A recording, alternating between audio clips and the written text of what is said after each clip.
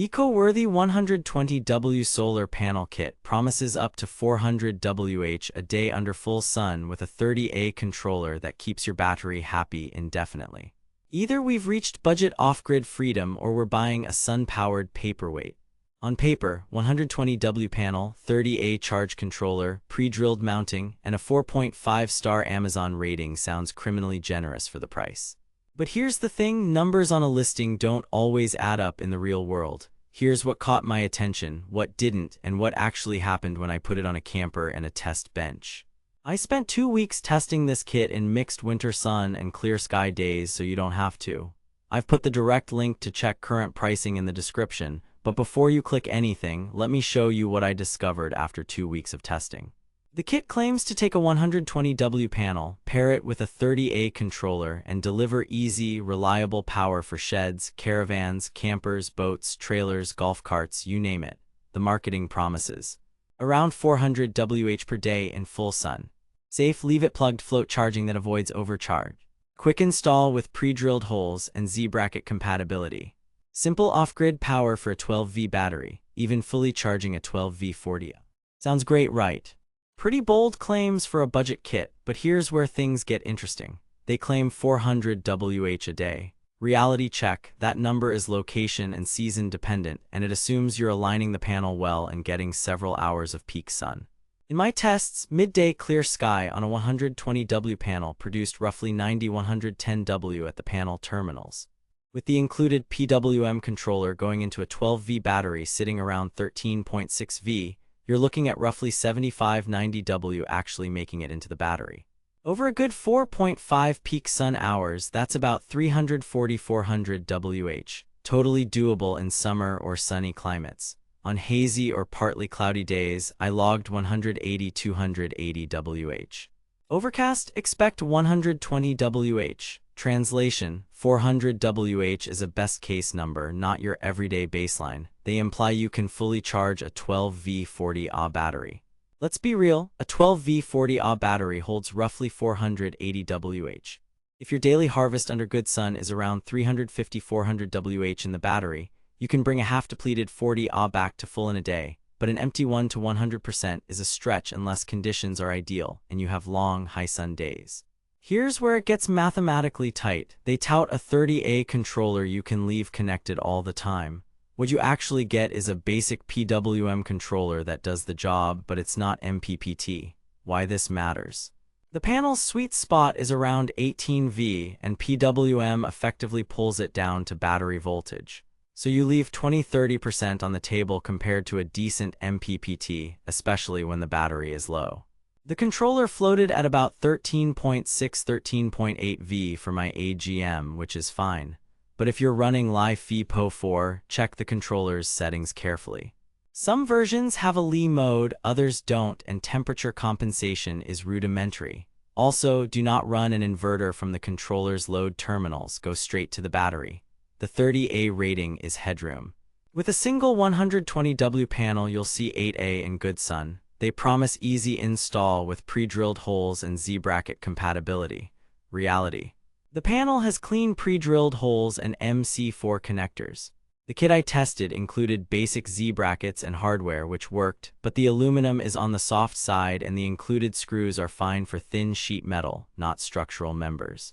You'll want better fasteners and sealant for rooftops. The stock cable length is short for RV roofs, so plan on an extension run with proper UV-rated cable and appropriate gauge. Here's where things get interesting, value.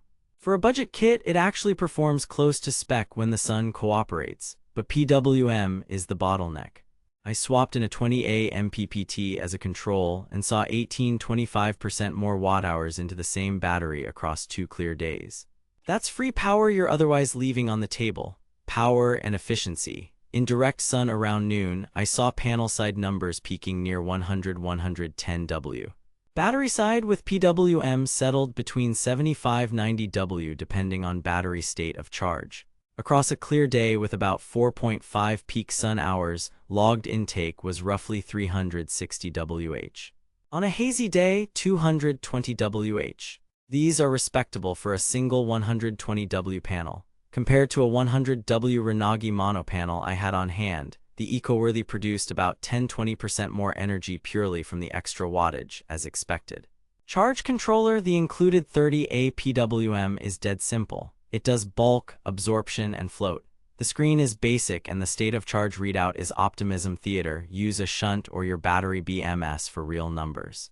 No remote temp sensor in my box and wire terminals are small. 1012 AWG fits, thicker is a squeeze.